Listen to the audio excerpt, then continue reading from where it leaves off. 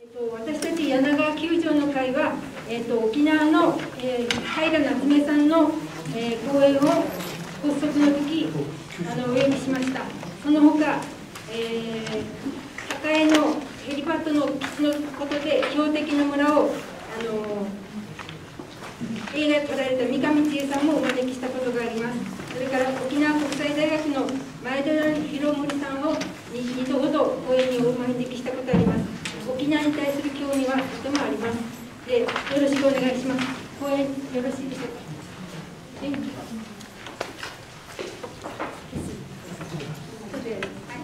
で、講師紹介はお話の中で本人でよろしくお願いします。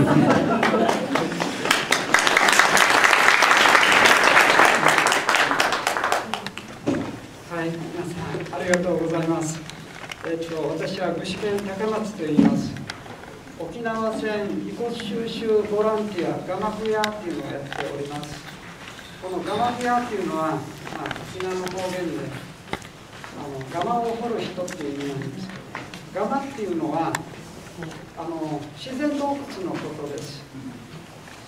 で、よく防空壕とガマとどう違うんですかって聞かれるんですけど、防空壕っていうのは、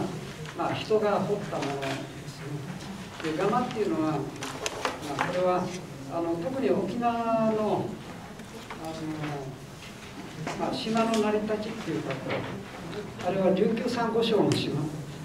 ごめんなさい、琉球サンゴ礁があって、そうですね、石灰岩でできていて、この石灰岩っていうのは雨水で浸食されて、空洞ができていくんで、大体それをガマって言ってるんですけれども、で、戦争の時にはそこに多くの人が逃げ込んでいます。そして多くの人が亡くなっています。で、そういう場所を掘っているのでガマフヤというような名前がついております。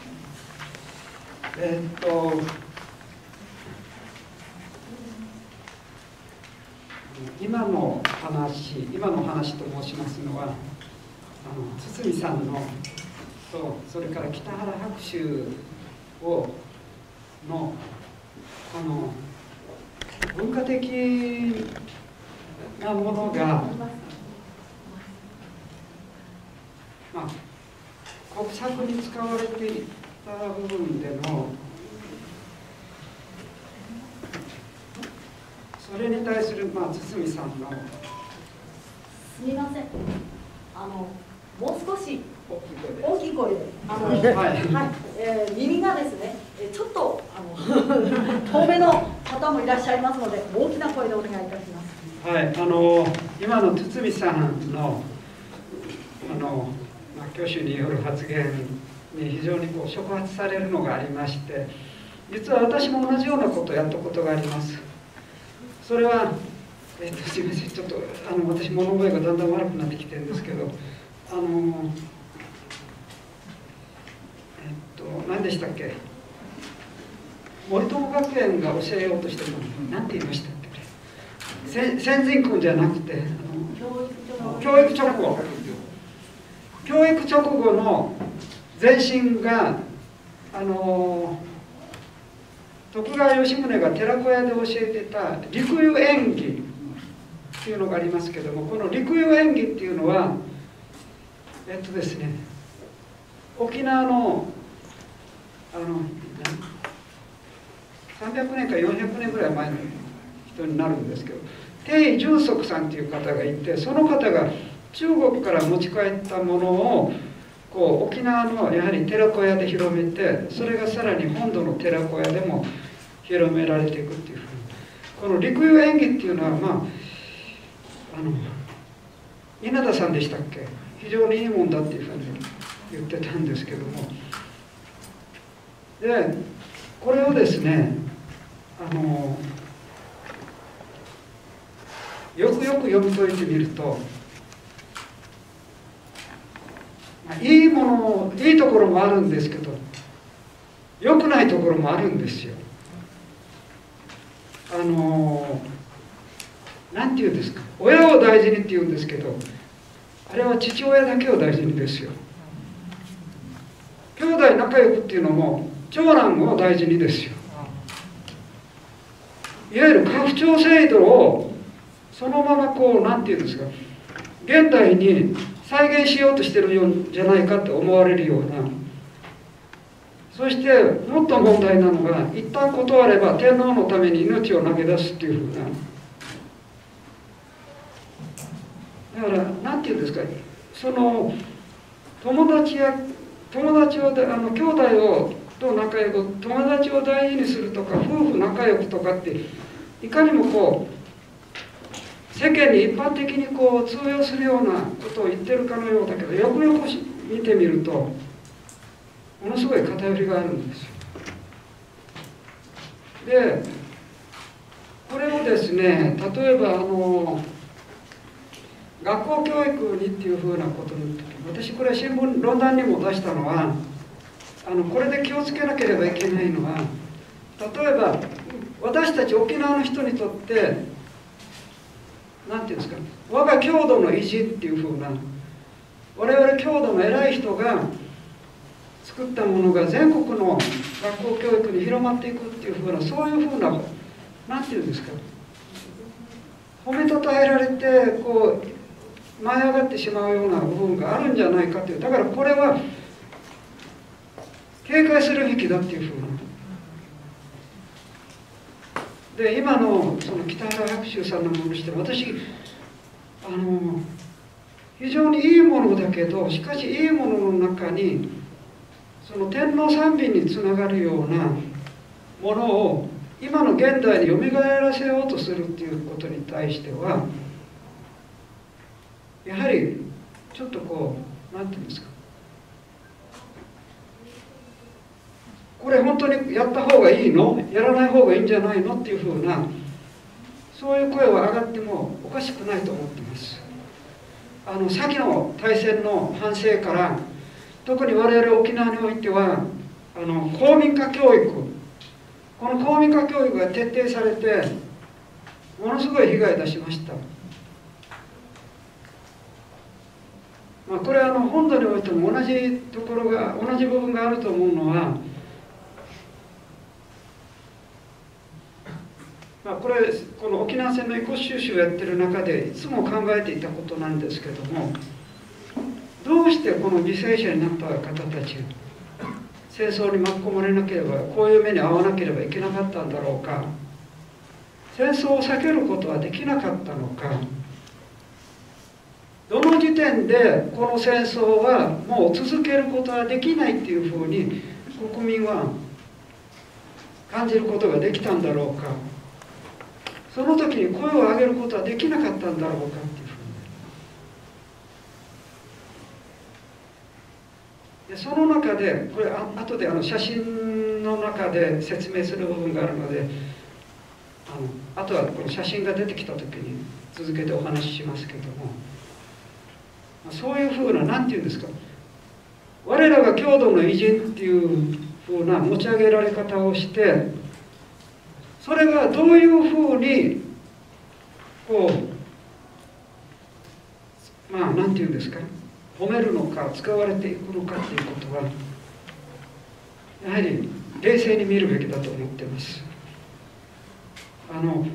確かにとっても評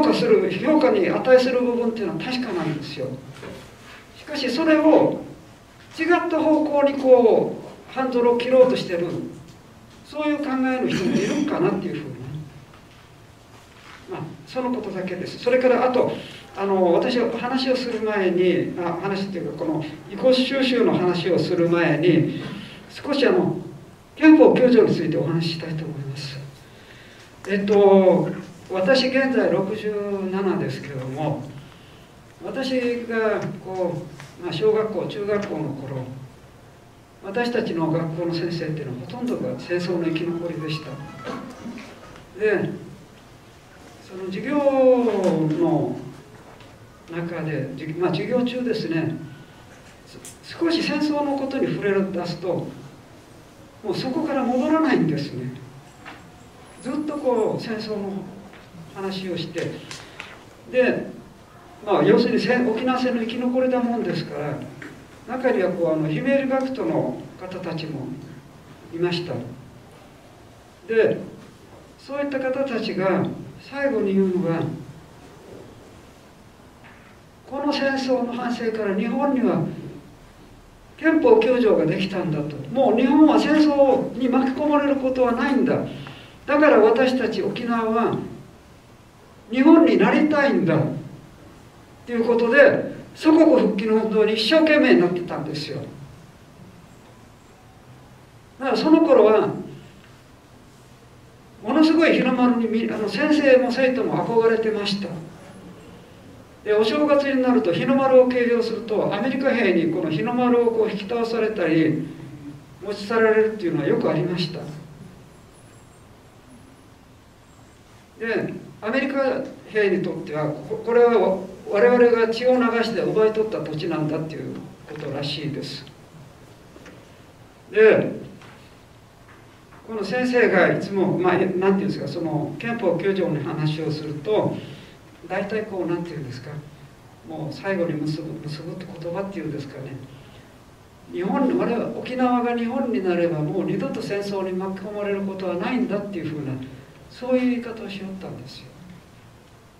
で私たちもそれを信じてました。しかし沖縄が祖国復帰した時に、沖縄から米軍基地はなくなることはありませんでした。それどころか旧日本軍自衛隊がまた沖縄に入ってきてしまったんですよ。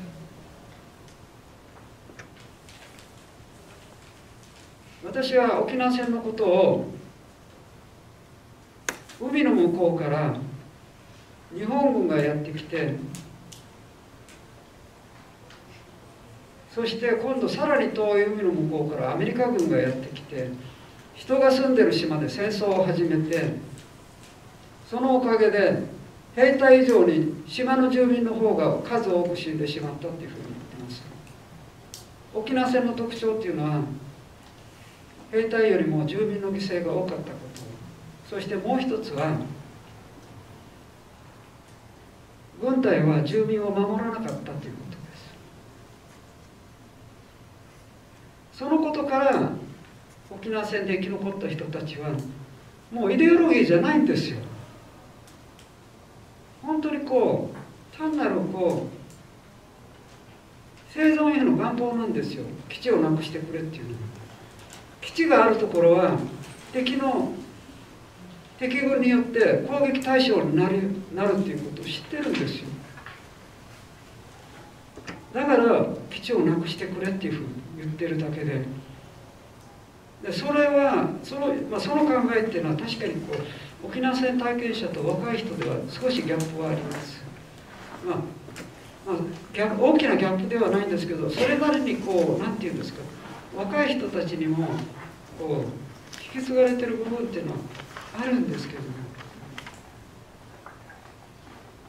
でもやはりなんていうんですか、軍隊の本質、戦争の本質っていうのは人を殺すことです。そのことについてお話ししたいと思います。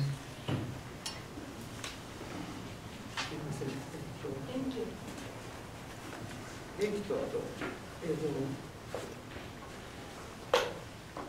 と私現在67ですけども、この遺骨収集に関わるようになったのは28の時からです。ですから来年になるともう40年になると思います。で私生まれたのは那覇市内の大道というところですけども、大道というところは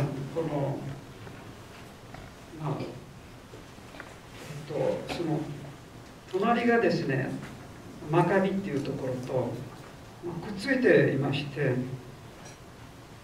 でこの真壁大道っていうのはアメリカ軍に言わせると沖縄戦を通じて最大の激戦地だったっていうふうに言ってます。それはですね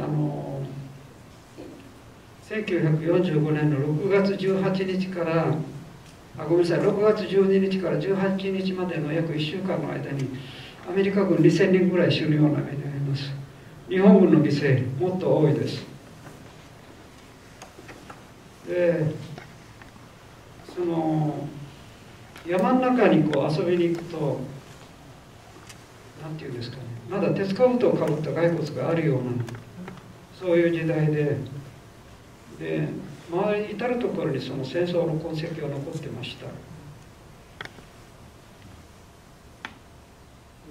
何て言うんですかね、その小さい頃っていうのはまあそういう骸骨見ても怖いだけでみんなでわーって言って逃げるようなそんな状態ですけども、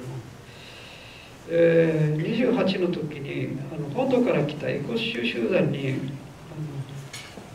まあ手伝ってくれないかというふうな要請があって、それに参加したのが最初でしたです。それがこう、そうですね、今でも続いているということですけども、この遺骨収集の話をするとですね、なんか参加したことのない人にこういう話をしてもなかなかこうイメージしきれないですよね。それで今はこう写真を使って説明するようにしてます。ただ私こう自分で写真を撮ったということほとんどないんですよ。もう、一言で言うと写真撮るどころじゃないっていうふうな、そういった何て言うんですか、写真の対象じゃないと思ってたんで、今でもそうですけど、ただこの写真にあるのはですね、この真壁っていうところ、似たような名前で真壁っていうのがあります、糸満に。これはこの真壁っていうのは那覇市内です。都市の真ん中です。そこは墓地地帯で長いこと開発されないで残ってたんですね。でそこが都市開発がそこに始まって開発されようとしてて、そこをこう何て言うんですか、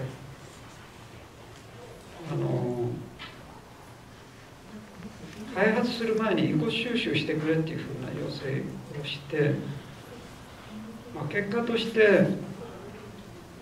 緊急雇用創出事業、分かりますよね、失業対策事業です。失業対策事業としてこの真壁のこのアメリカ軍はハーフモンヒルって呼んでました。上空から見ると半月状の形をしてるんですけども、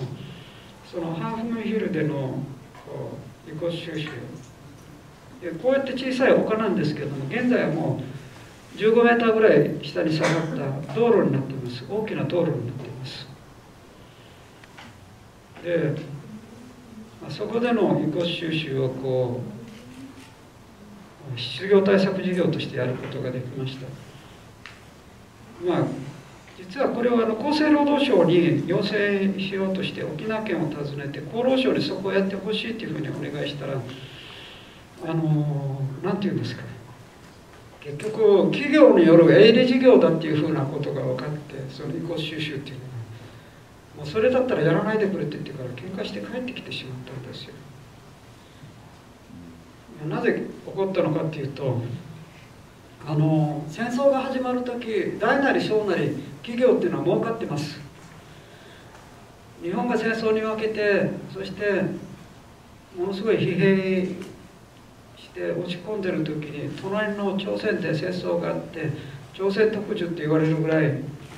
局儲かって日本の経済を持ち直したって言われてるぐらいです。で戦争が終わって後も遺骨収集で企業が儲かるようだったらそこには戦争に対する反省なんて生まれないだろうということで、それこそそんな企業に金払ってさせるんじゃなく公務員みんな出てきてやるべきだっていうふうなことで怒ってたんですね。で、やるなって言って帰ってきてしまったんですけども、で、反省してっていうんですかね、要するに自分たちは日曜日しかできない、それも5、6人ぐらいしかいない、で全然進まない。で都市開発の工事現場を我々が先に調べさせてくれって言って、それで OK っていうことになってやったらば、もっと急いでくれって言われたので、そうやって国にやってもらおうと思って申し出たんですけれども、そこでこう企業による営利事業だというのが分かったので、やるなって言って帰ってきて、そこで考え出したのが営利事業じゃなくて、NPO 事業、それもホームレスによるということで、弱者が弱者に手を差し伸べることによって両方が助かるっていうふうな、仕事もなくてホームレスになって公園で生活している人たちが戦没者の方たちに手を差し伸べて、そしたら両方助かるっていうふうな、そういう絵を描き出すことができるんじゃないかと思って、それで行いました。でこれ終わったのが、2009年の10月9日から12月10日までの2ヶ月間でした。緊急雇用創出事業っていうのは本当は6ヶ月間なんですよ。ところがこう事業主体、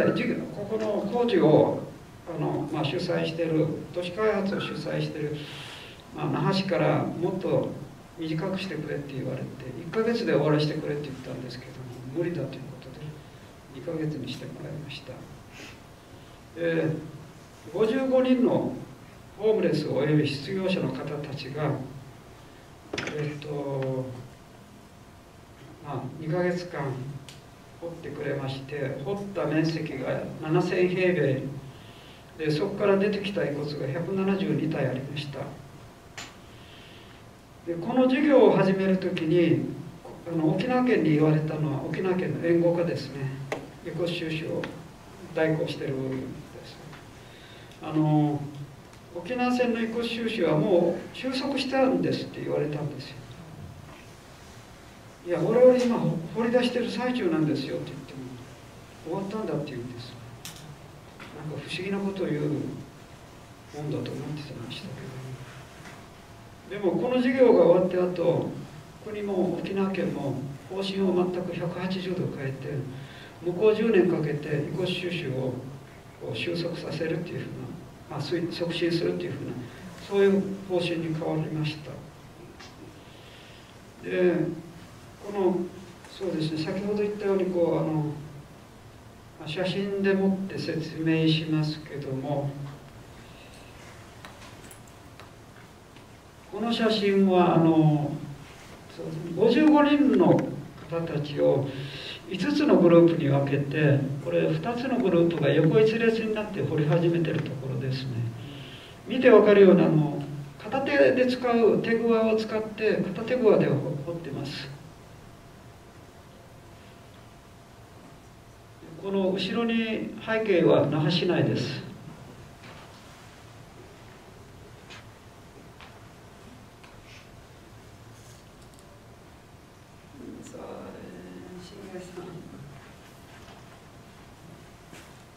次に進む。ごめん。ちょっとですよ。これでいいですか。そうですね。すみません。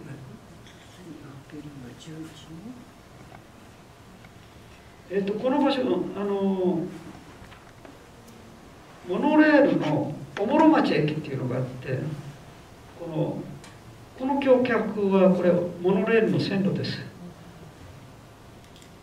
小諸町駅のすぐそばです。こういう感じで掘ってます。これは遺骨収集のやり方としてはものすごい大掛かりなやり方なんです。普段は私たち5、6人ぐらいで掘ってる、あるいは1人でやってるんで、こんなに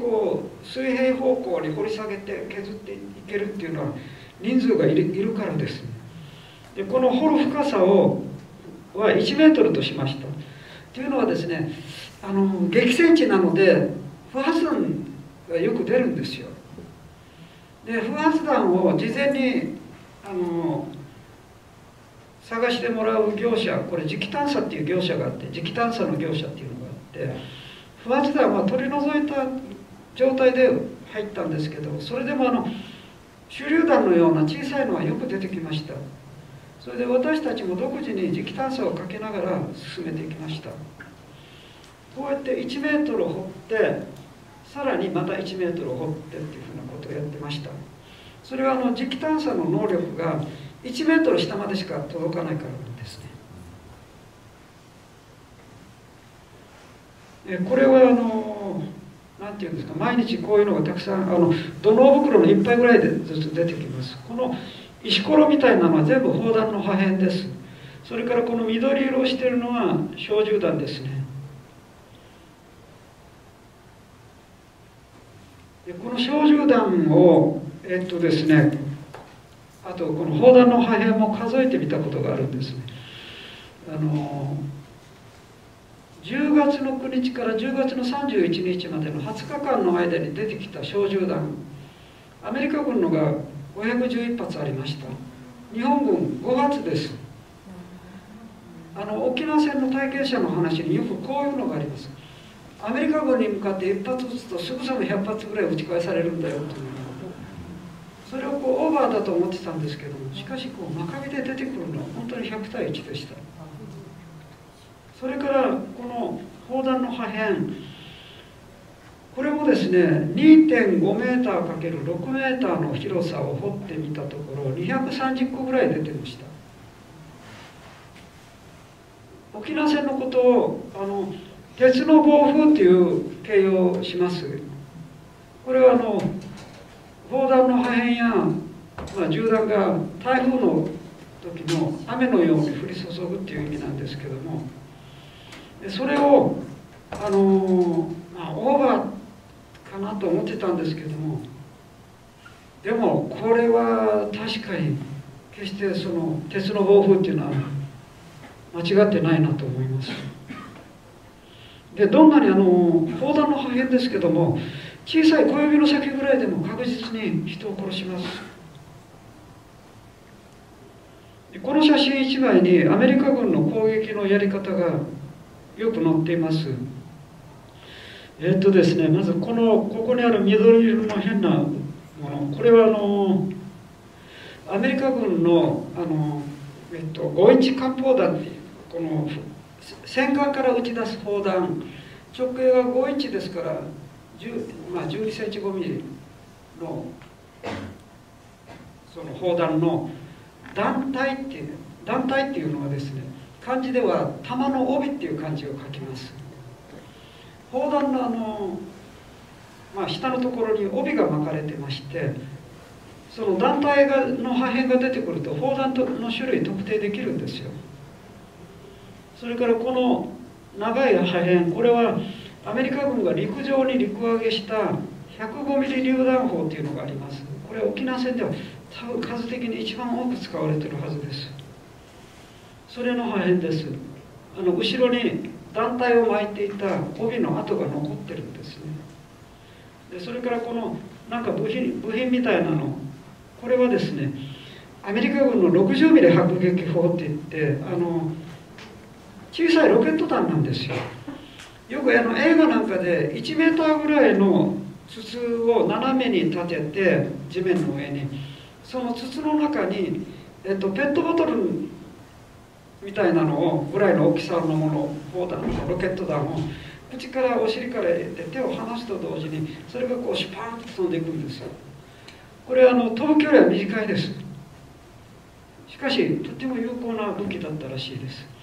でそれからあと小銃弾、それからこれが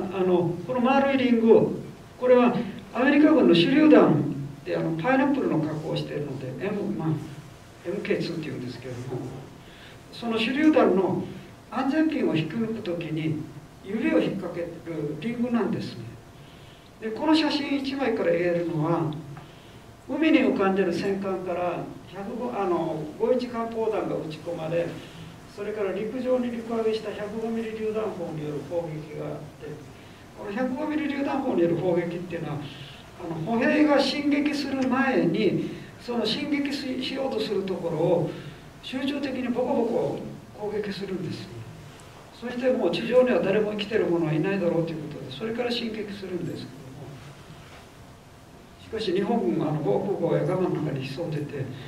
米軍が姿を現したら自分たちも出てきて攻撃をかけています。そしてこの60ミリ迫撃砲っていうのは飛ぶ距離は短いんですけども、自分たちの味方の上を飛び越えて前方にいる敵にポンポン砲弾を落としていくんですよ。でこの60ミリ迫撃砲が出てくるの破片が出てくると、そこでアメリカ軍の歩兵が日本軍に向かって歩兵に砲撃を加えたんだなということで慎重に探すようにしています。そうすると大体日本兵の遺骨出てきます。それから小銃による撃ち合いがあって、物を投げて届く距離での超接近戦、要するに手榴弾を投げて届く距離での超接近戦があったっていうふうに、これがですね大体2メーター四角の範囲から出るんですよ。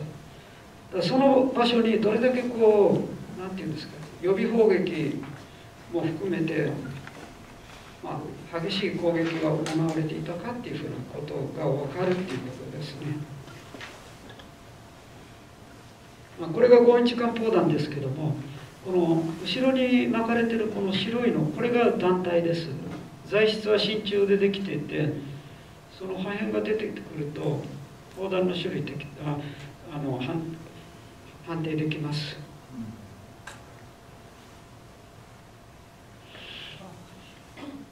これは日本軍の手榴弾ですけども、遺骨と一緒に出てました。でもそれは片足しかなかったです。あとですね、ちょっとお聞きしますけども、これが何か分かる人いたら手を挙げてもらえませんか。地雷。はい。地雷と思います。実はこれ焼き物の手榴弾なんですよ。焼き物の地雷もあるんですよ。4式統制手榴弾って言って、これは海軍に持たしてます。沖縄戦では海軍も陸上で戦わされてるんですよ。で海軍はですね、陸軍に比べて持ってる武器が何て言うんですかね、ちょっと例えば小銃でも陸軍は99式を持っているんですけども、海軍には38式が与えられてるとか、古いのがですね。でこの焼き物の手榴弾、以前この本土でこういう講演をした時に、その当時女学校で学徒動員でこれね本土の方ですよ、これに火薬を詰める作業をさせられてたんだっていうふうな方もいらっしゃいました。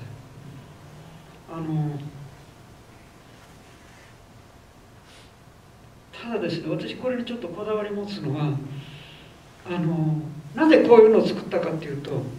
金属が足りなくなったから作ったんですよ、焼き物で。皆さんご存知ですよね。戦争が始まって金属が足りなくなって教室っていうのをやってますよね。家の中にある金属で使わないものを戦争のために国に差し出してくれっていうふうな、あるいはお寺の釣り鐘なんかも、はい、持ち出されたというか、こう教出したというか、はい、仏具まで。いや本当に仏さんまで戦争のために溶かされるんですよ。それで私これをですね、今までも、本土でも沖縄でもこのことを聞いてたんですね。沖縄の場合はちょっとニュアンスが違うんですけども、もう何て言うんですかね、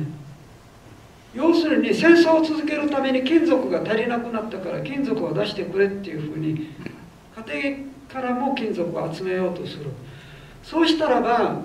一般的な国民の考え方として、受け取り方として、戦争するための金属も足りなくなったぐらいだったらもうこの戦争を続けるの無理なんじゃないのっていうふうに、そういうふうに思いませんでしたかって聞いたんですよ。何度も聞きました。そしたら皆さんおっしゃるのは、いやそんなこともう軍国少女だったから思わなかった、軍国少年だったから思わなかったとか、あるいはそういうことを思っても口に出して言おうもんだったらえらい目に遭うんだよっていうふうな、これですね、ちょっとこの出典もう一度確認しようと思ってるんですけども、本土である村で出征兵士の壮行会をするときに、そこの村のお寺のお坊さんがその出征する若者に対して「命は大事にするんだよ、生きて帰ってくるんだよ」って言ったんだそうです。普通ですよね、宗教者が命を大事にするんだよって言って。ところがこのお坊さん、特攻にしょっぴかれて拷問の挙句結局死んでしまったんですよ。当時は出征する兵士に対して言う言葉っていうのは「立派に死んでこい」っていうふうに、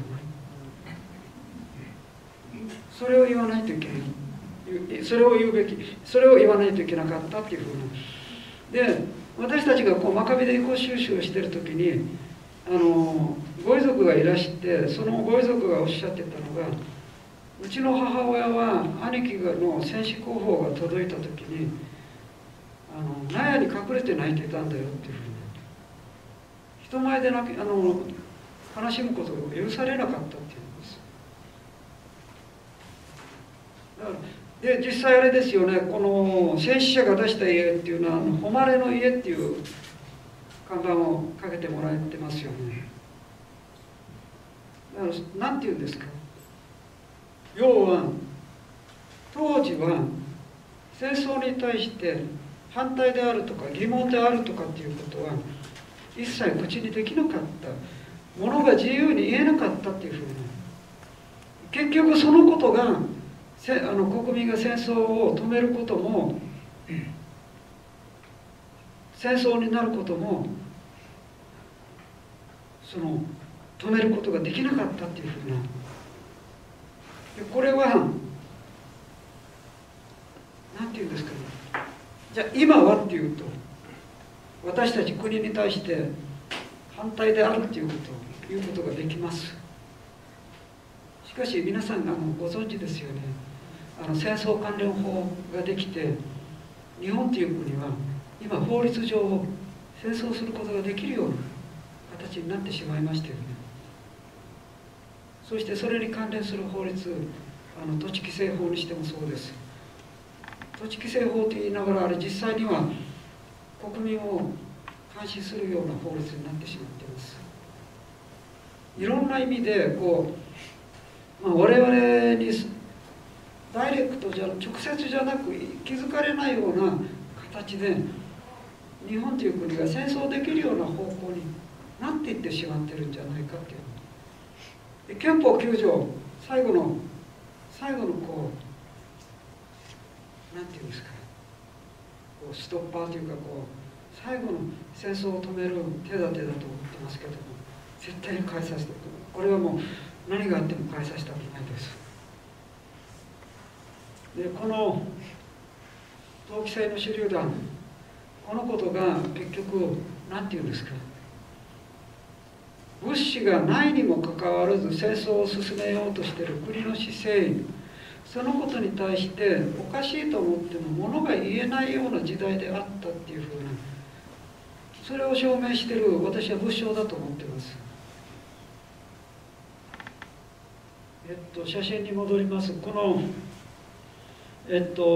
洋式統制手榴弾の下にあるこの不格好なもの、これが何かというと、これ人間の大腿骨の膝の関節なんですよ。だからこの手榴弾、おそらくズボンのポケットの位置に入っていたと思います。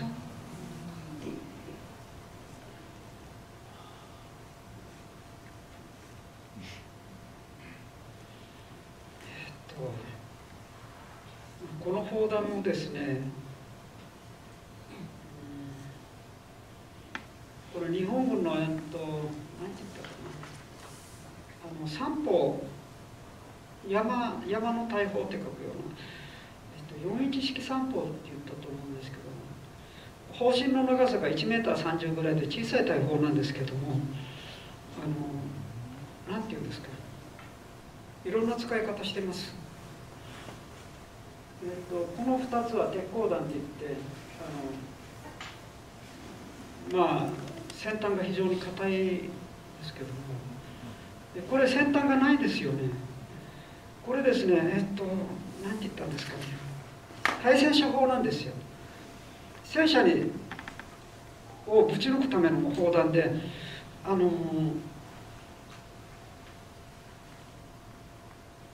ここにですね、火薬は多分火薬の種類ちょっと名前ど忘れしたんですけども、これ考え方として当時としては非常に最新的なものだったんです。なんていうんですかね、火薬がですね逆ロート状になってるんですよ。逆ロート状になってて、それがこう戦車の側面にぶつかるとそこを一瞬でこう溶かしてぶち抜くような、そういうふうなモンロー効果って呼んでたと思うんですけど、そういうふうな当時としては非常に最新鋭の武器だったんですけど、ところがこの最新鋭のやり方をですね、日本軍どういうふうなことをしたかっていうと、砲弾にも使ってるんですけども、もっとひどいのはですね、一つ爆雷っていうのを作って、一つっていうのは刺すっていうのと突撃の突っていうの、どういうふうにするのかっていうと、これ竹竿の先にこれつけてですよ、竹槍で突き刺すように戦車を突き刺すっていうんですよ。そうするとでもこれ何個も出てるんですよ、その一つ爆雷っていうのが。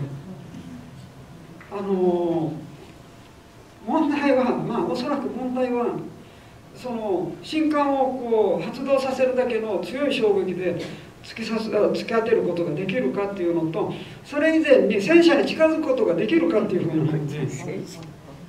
もうなんていうんですか、誰が何を考えてこういう戦法を編み出したんだろうと思うような、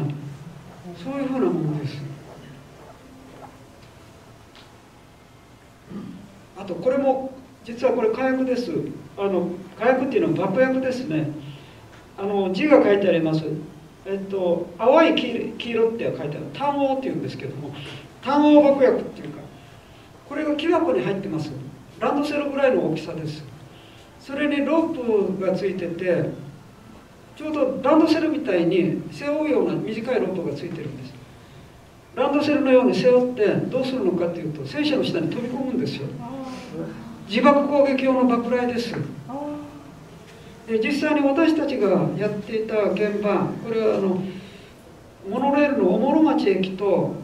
そのすぐ近くに真壁小学校があって、そこの間からはアメリカ軍の戦車のキャタピラーであるとか、その大きな駆動輪であるとか、そういうのも出てました。でこれを何ていうんですか、抱えてあるいはこう背負って戦車の下に飛び込んでいくのは、大体若いの鉄血勤労隊が多かったって言われています。当時の学生です。でこの当時の学生とですね、それから沖縄戦に動員された正規兵でないのは、鉄血勤労隊がいて、それから女子看護隊っていうのがいます。女学生が看護婦の助手をやるようなことなんですけども、それともっとですね、兵隊にするには年を取り過ぎてるような、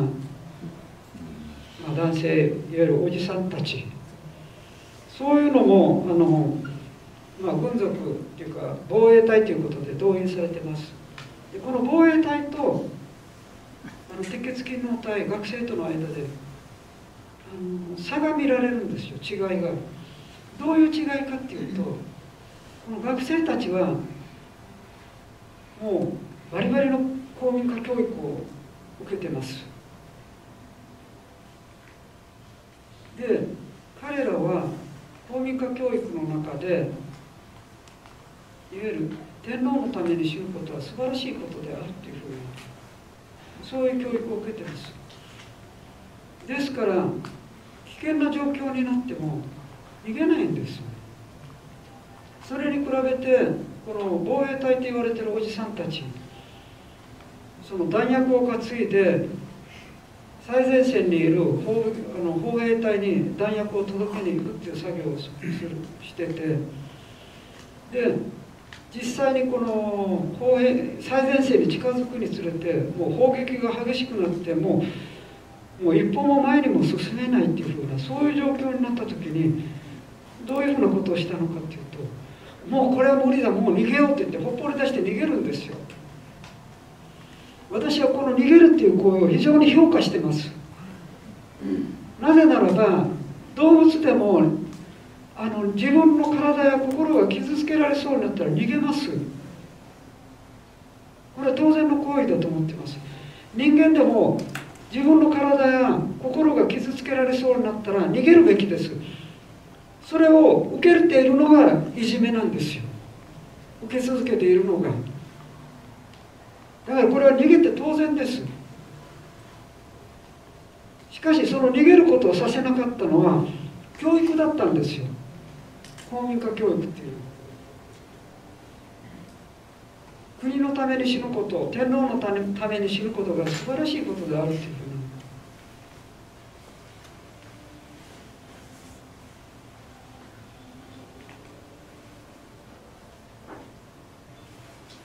ここからは遺骨の話になりますので、ちょっと痛くない人はどうかこう目を伏せててください。ここにあるのが人間の足のすねの骨です。でここにもう一つ細いのがあったんですけども今外してあります。すねには脛骨と腓骨っていうのがあります。さらにこれは足の親指とか足の甲の部分ですね、中足骨って言ってるんですけども、でこれは兵隊が履いてる靴です。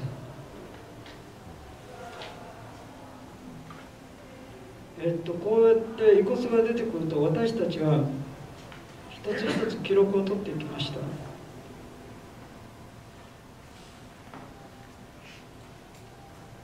これは実際にはもっと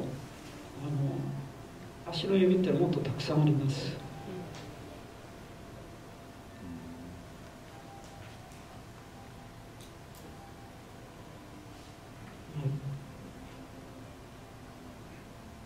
出てきたのがいつどこでどの場所からということで脛骨、腓骨、それから足根骨、足趾骨で靴を履いた状態の足のみってあります。で地図の上にもその出てきたポイントを落としていきました。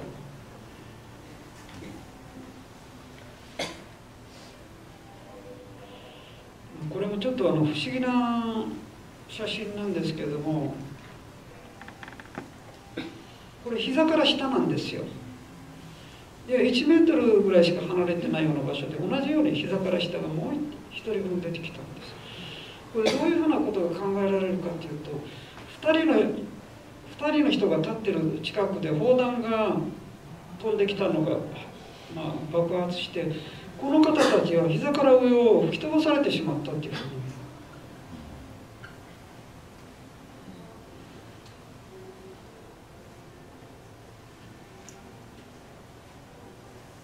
これは日本軍の薬瓶ですね。この真壁っていうところは古い墓地地帯だったのでお墓の遺骨も出てくるだろうっていうふうに予想してました。そしたらやっぱ出てくるんですね。出てきた遺骨を掘り進めていくと割れた骨壺に突き当たるということはよくありました。でもそれはお墓から破壊されたお墓の遺骨だっていうふうなことで、それは那覇市に引き渡すようなことをしてました。これも骨としては古いように見えます。しかしここにあるこの緑色のもの、これですね、これが何かっていうと、これ日本軍の薬瓶なんですよ。兵隊、陸軍の兵隊ほとんど何かしら持ってます。これはあとこの方はですね、タコ壺の中で亡くなってた方なんですけど、タコ壺っていうのは日本軍掘り方を決めていて、確か幅70センチ、深さ1メーター10センチぐらいっていうふうに覚えてますけども、その中に小銃を持って潜んで敵が近づいてきたら顔と小銃だけを出して敵を撃つような。でこれ陣地壕の周辺にはそういうタコ壺を、いくつも作ってなんていうんですか、敵を待ち構えてるっていうことをしています。でこの方はタコ壺の中で亡くなってた方で、一番最初の写真でみんなで横一列になって掘ってましたですよね。で遺骨が出てくるとその遺骨が出たところを残してみんなどんどん進んでいきます。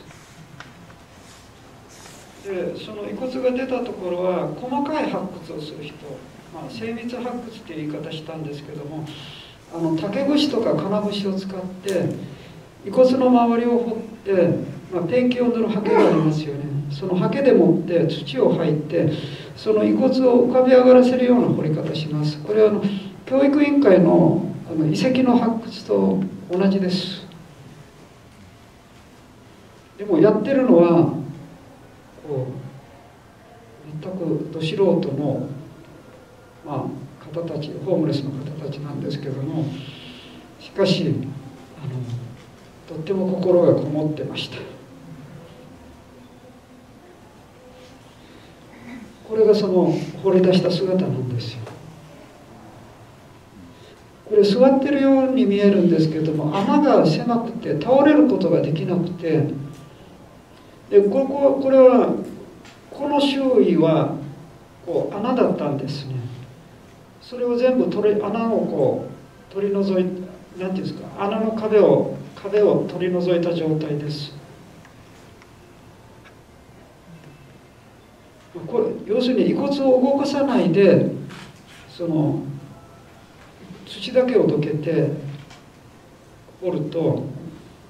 元の姿が確認できるというか、その亡くなった時のですね、なぜそういうことをしたのかっていうとですね、本当は一つには2人の人がくっついて亡くなっている場合にそういう丁寧な掘り方をしないと、名前のある万年筆を持っている人がいてもどっちの人のものだったっていうことで迷うことがあるんですよ。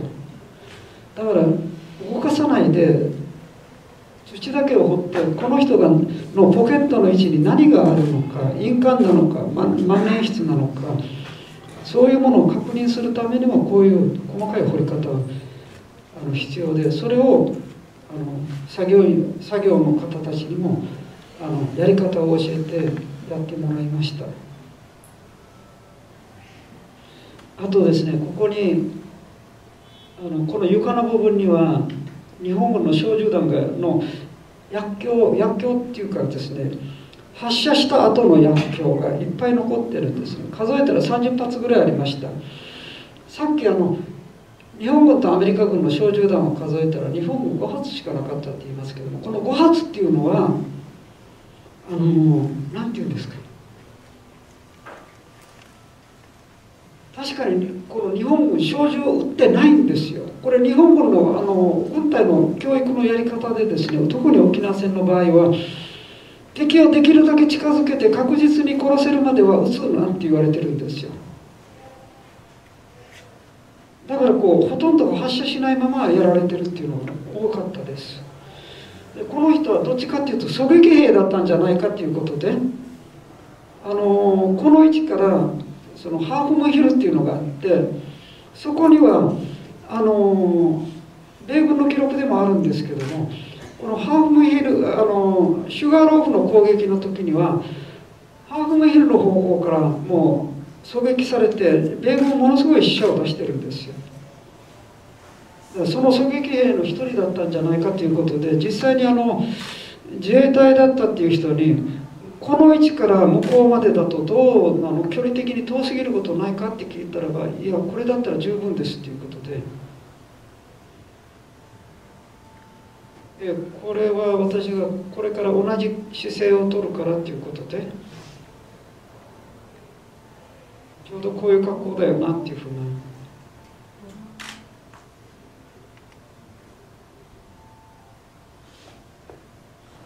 この方頭蓋骨に穴開いてますよね。これをですね、当初はアメリカ兵がそっと近づいてきて上から撃ったのかなと思ったんですけども、鉄かぶってにも開いてます。でこの方のこの頭蓋骨の中は土がいっぱい詰まっていて、その中に破片があったんですよ。これです。この左の破片は鉄かぶとの破片です。右の破片が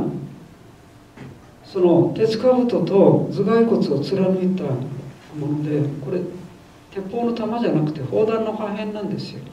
本当に小指の先の大きさもないような小さいものです。でアメリカ軍の砲弾に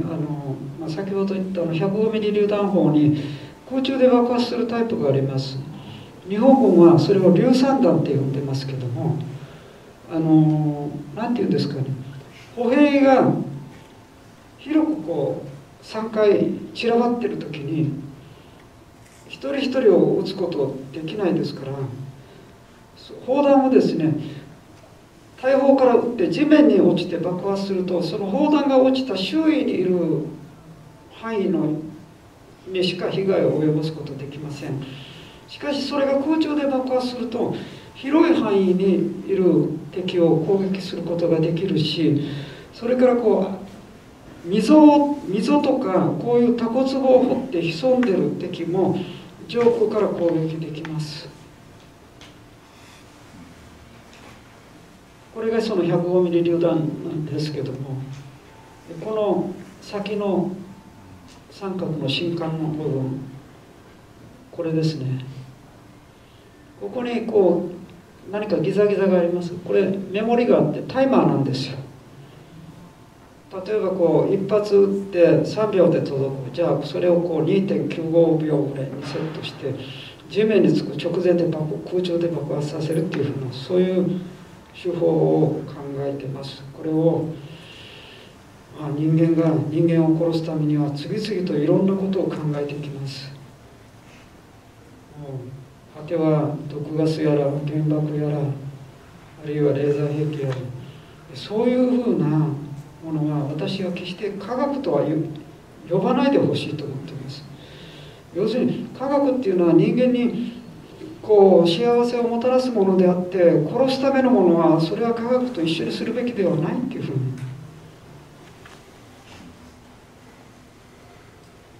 あとこの方はですね、埋葬してもらってる方なんですね。なぜ埋葬というかというとですね、普通戦闘現場戦場でですね、仰向けで足を伸ばして両手をお腹の上に組んで顔にこう鉄兜をかぶって土がかからないようにして印に語ってもありえないです。これは死んだ日本兵を仲間が埋めてあげてるんですね。仮埋葬ですね。でこの、左手の上腕がないのは、これ私たちがどけてここを調べるためにどけたんですよ。この方のこのお腹の部分、ちょっと拡大します。わかりますかね。これ手の指が集中してるんですよ。これはお腹の上で手を組んでたことを表しています。ただこの方は何も名前のある遺品は持っていませんでした。この方は細かい発掘、精密発掘を担当してもらった方なんですけども、先ほどこう骨の周りを竹串や金串で掘って、そのペンキを塗るハケで土を吐いてっていうふうなことを言いましたけど、この方が今やってるのはそのペンキを塗るハケでもって土をこう吐いてる状態です。で金串や竹串って言ったんですけれども、竹串がですね骨に当たるとチリチリ骨をこう当たると、なんとなくこう、私も始終やってて始終ごめんごめんって言いながらやってたんですけれども、痛いだろうということで竹串ではなくてですね、木の枝を切ってきて先を尖らして鉛筆みたいにしてるんですよ。それでもって彫ってるんです。これだとなんていうんですか、骨に当たっても骨を傷つけないんですね。これは要するに何ていうんですか、思いやりですよね。こう痛くないようにっていうふうな。私たちがこの真壁においてそのホームレスによる遺骨収集を展開している期間中に一般の人からよくこういう質問を受けました。ホームレスの人たちって働きますかって。要するに怠け者だからホームレスになってたんじゃないかっていうふうな、どうもそういう意味合いが込められているように感じたんですけど、とんでもないです。とってもよく働きます。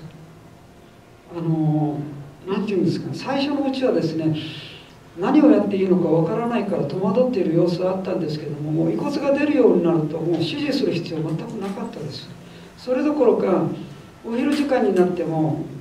5時の終了時間になってもやめないんですよ。で監督は笛を吹いて終了終了と言って、もう何ていうんですか、終わらすのが仕事みたいになっていて、で遺骨が出始めた頃でもですね、隣の班は遺骨が出てる、それ別の班も出てる、うちのところは出てない、うちのところは遺骨がないところをさせられてるんじゃないかっていう、場所を変えてくれって言ってくるんですよね。それをこう実際にこう、基礎っていうかこう土を縦に切って、でここから色が変わってるよねって、これが当時の沖縄戦の地表に当たるから、沖縄戦当時のそこまで掘れば遺骨出てくるから、まずそこまで全部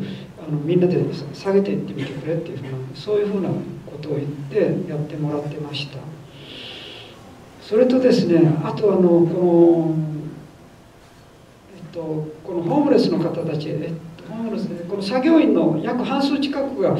本土から来た人たちだったんですけども、本土から沖縄に来て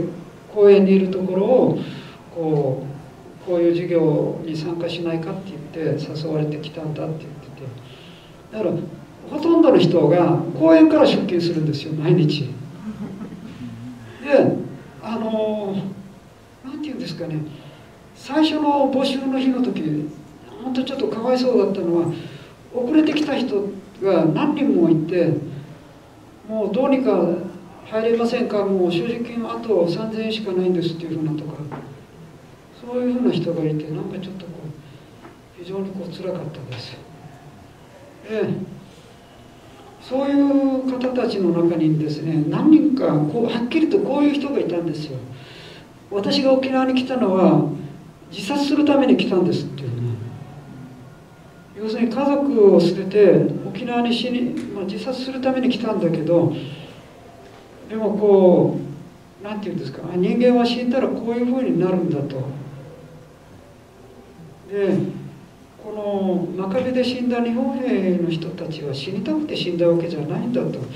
本当は生きて帰りたかったんだと。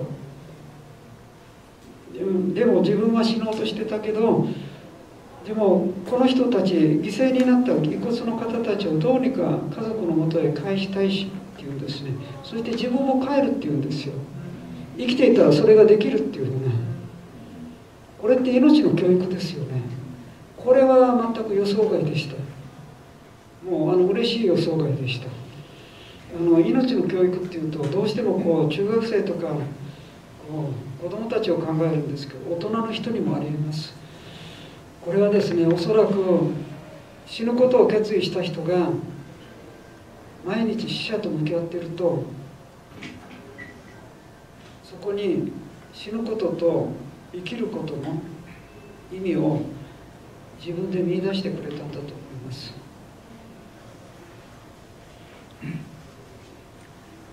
でこの方が掘り出した遺骨ですけど、上半身ありません。あることあったんですよ。飛び散ってます。これは腕の骨です。こ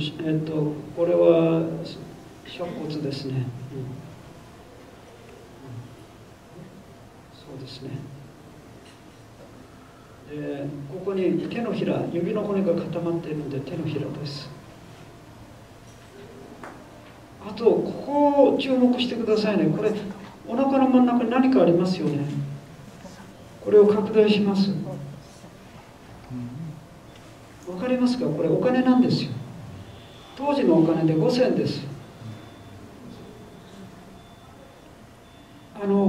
皆さんの中で千人針見たことある人いますか？出征する兵士に持たす、その千人針に5000玉縫い込んでたのはありましたか？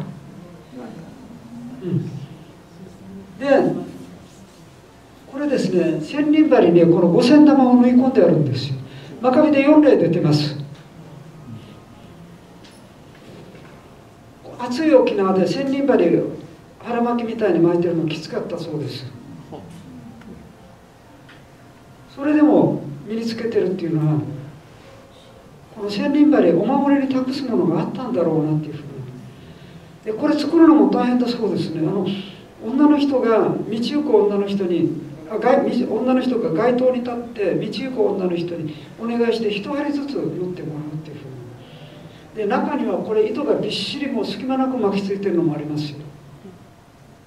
それだけこう何ていうんですか、家族がその出征する、旦那さんなのか息子なのか生きて帰ってきてほしいっていうふうに。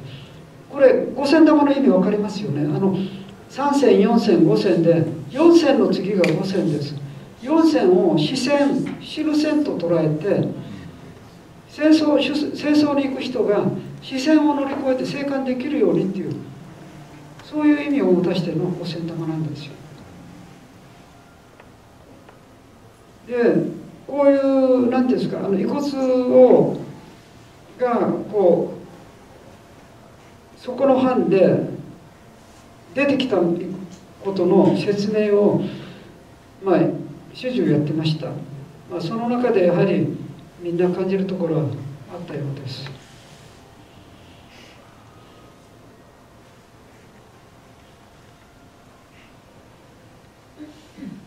時間あとどれくらいありますか？3分。4時まで。4時まで。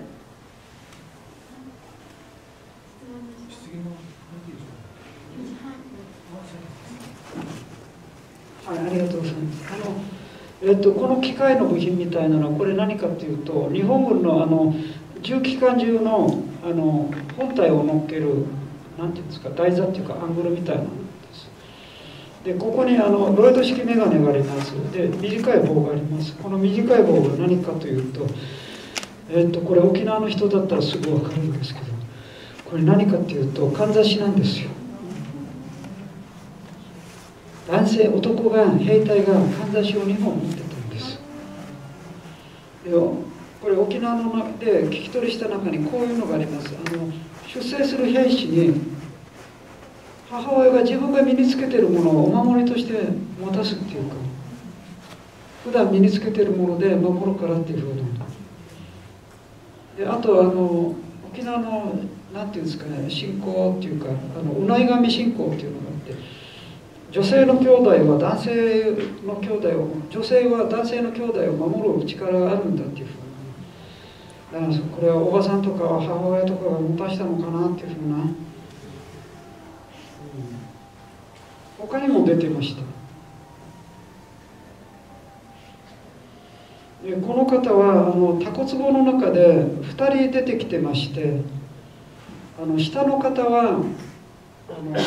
こう座って背中を壁に預けて首をうなだれてるような格好で、上の人は形がいびつなんですね。おそらく死体を引きずってきてそのタコ壺の中に投げ込んで、上から油をかけてから火をつけて放ってるんですよ。これが上の方でこう焼けてる跡があります。割れてるのはこれ何て言うんですかね、ここの部分だけですね、4羽でこう削ってたんですね。そしたら引っ掛けてしまって、それで気がついた時にはもう割れてました。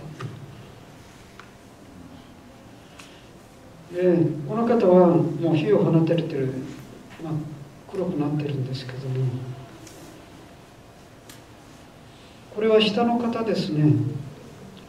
この箱みたいなのはこれはですね、弾薬号っていって、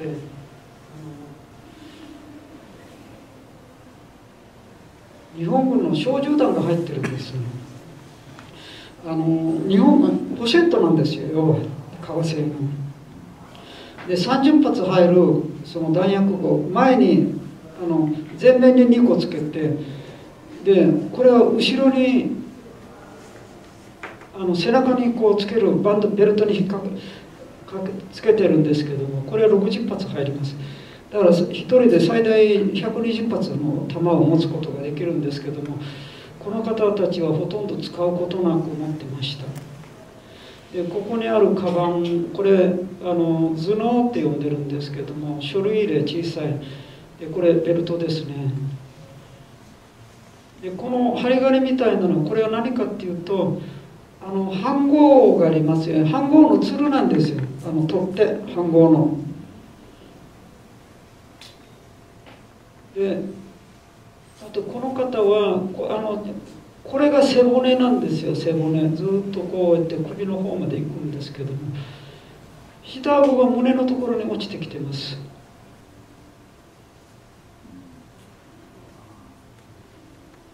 これが首の骨ですね。でこれが下顎。これはなんていうんですか、背中を壁に預けてこううなだれて、でこの方の上にもう一人の死体を引きずってきてかぶせて、でそれからオイルをかけて火を放って、でそれから土がかぶってるもんですから、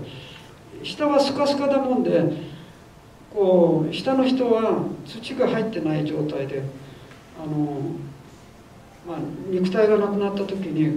下顎がこう胸のところに落ちてるっていう、そういう状況です。でこの歯のすり減り具合からしても、この人とっても若いです。多分20歳ぐらいかな、21、2ぐらいかなっていうふうな綺麗な歯並びをしてて、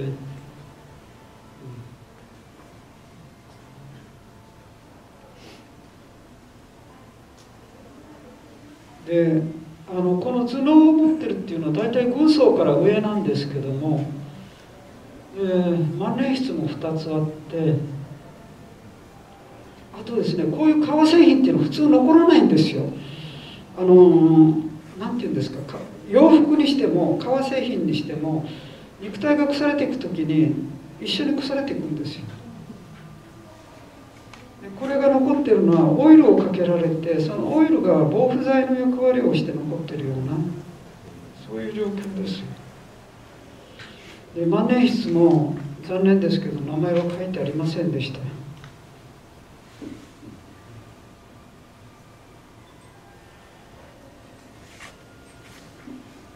れは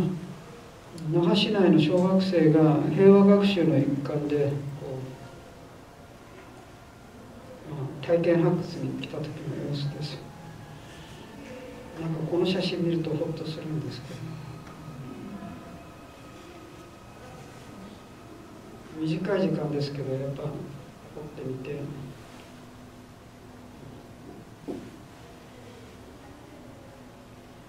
あとこれは違う現場で我々が掘った時の石原町の高知っていうところです。で普段こういった人数でやってます。これが掘り出した壕の中ですね。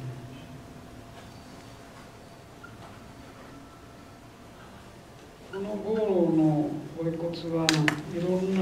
情報を私たちに提供してくれました。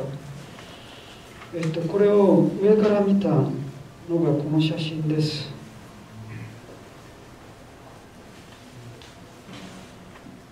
ここに1体、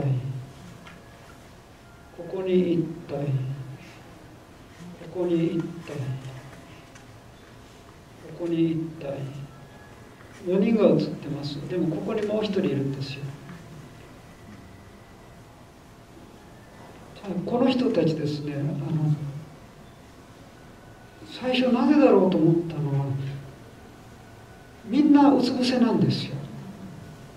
人間が眠るときみんなうつ伏せで眠るっていうのはありえんですよね。これを骨を動かさないで掘っていくといろんなことが分かってきました。ですね、まず全員体の後ろに砲弾の破片が食い込んでるんですよ。でこれは眠ってるんじゃなくて、おそらく何ていうんですか、一列状態で歩いてる左後方に砲弾が落ちてきて爆発して、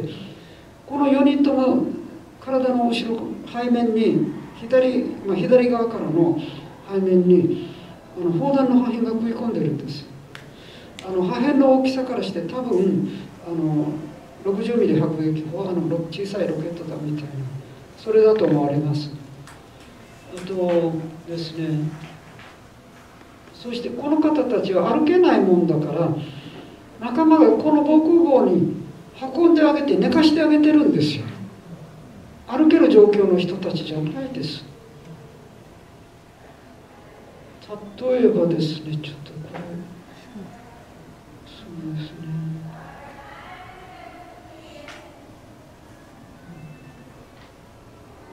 ね、この方もここに破片が食い込んでます。背骨の真ん中っていうか左側の。あと万年筆もあります。これ左胸ポケットに入ってる状態ですよね。それから頭蓋骨、これ頭蓋骨じゃなくて夜間なんですよ。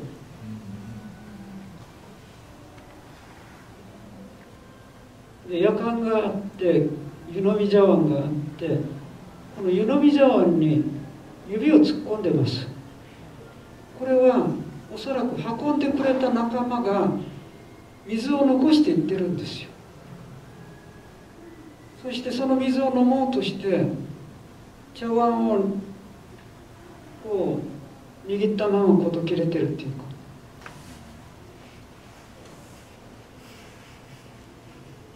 でそれをこうそうだろうなっていうふうに話したら、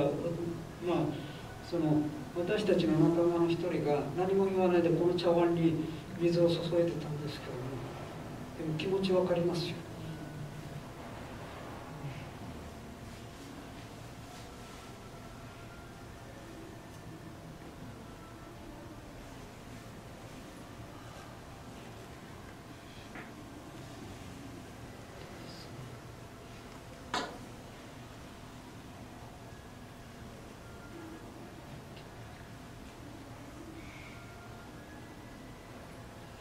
ですね、まず例えばこの方、この右腕の上腕があって前腕がですね、ここで90度になってるんですよ。離れたところで、これですね、ここに手のひらがあります。これはこの人のこの右腕の前腕は多分この辺りから皮一枚でブラブラしてたはずです。でこの空き缶は最初意味が分からなかったんですけど、実はこれですね、傷口が地面にこう当たらないようにって枕をかましてたみたいなんですよ。であとですね、この方も足にこう砲弾の破片が食い込んでるんですけども、その左足を持ち上げて右足をこう枕にかましてくれてるんです。あとこの方のこの左腕のこれから先ないですよね。あったんですよ。手のひらがここに来てるんですよ。この肩のところに。これはどういうことかっていうと、この方を寝かせるときに仲間が両脇から2人で抱えて下にこううつ伏せに倒すときに、ゆっくり倒すときに、この方は自分の自由が利く使えるこの左腕で自分の体をこう支えて、こういうふうに来てるんですよ。でそれからあと動ききれないっていうふうに。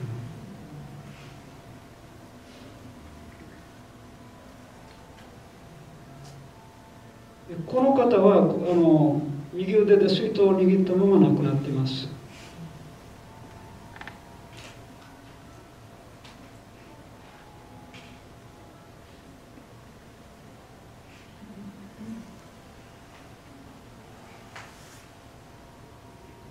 これも砲弾の破片ですね。これ食い込んでるのは。これは真壁での写真ですけども、考古学の先生が、出てきた遺骨の腰のあたりをゆっくり掘ってます。何かというと、分かりますかね、これ観音像逆さまに写ってますけど、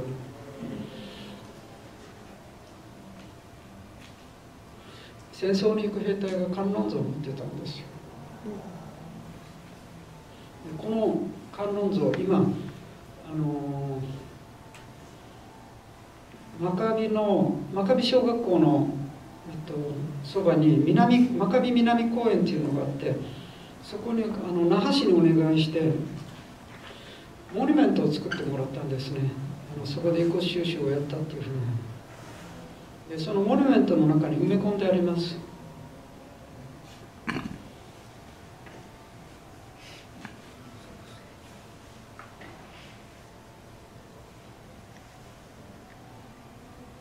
これは日本軍の手榴弾ですけども、これはですね、不発っていう言い方でいいでしょうね。爆発させようとして叩いてるんですけども、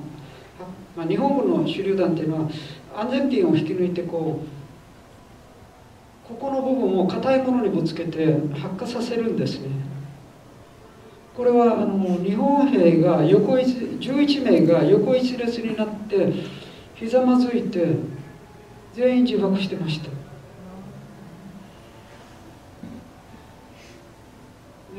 その中の一人の人のが不発になってるんですよ。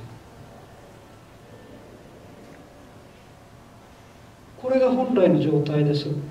叩いてこれが内側にめり込んでるんですね。で安全ピンも抜かれてました。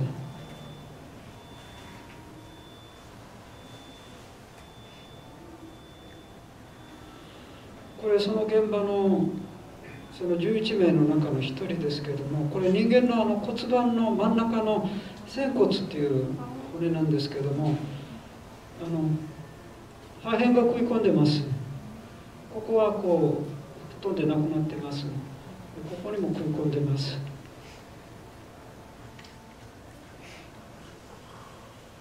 なぜひざまずいているのが分かるかといいますとですね、全員靴を脱いで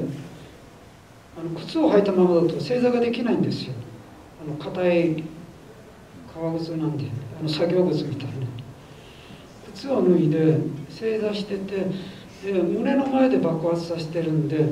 膝のですね、この大腿骨とこの脛骨とがこう重なった状態で同じところから切れてるんです。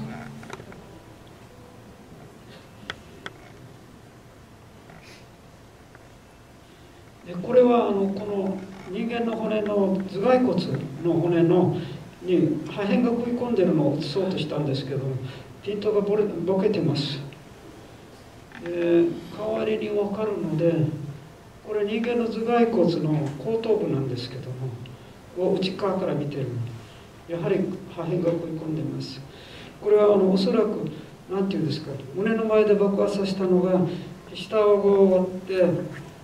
その頭蓋骨の内側で止まってるような、そういう状況です。これがそうですね、真壁での遺骨収集と、それから西原町で出てきた遺骨の写真の説明です。